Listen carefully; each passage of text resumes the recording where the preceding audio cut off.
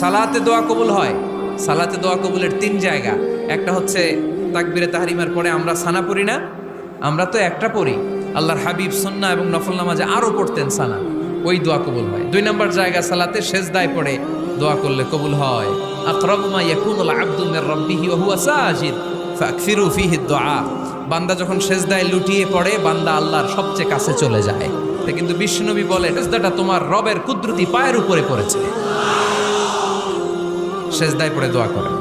সালাম ফিরানোর আগে বিশ্বনবী দোয়া করতেন, লা ইউসাল্লিমান্না আহাদুকুম হাত্তা ইয়াতাআওয়াযা মিন আরবা'a।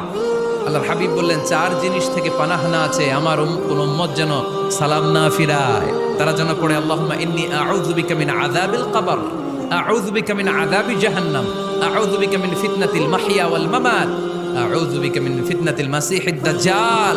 আল্লাহ কবরের আযাব থেকে বাঁচাও, আল্লাহ জাহান্নামের আগুন থেকে বাঁচাও, আল্লাহ জীবন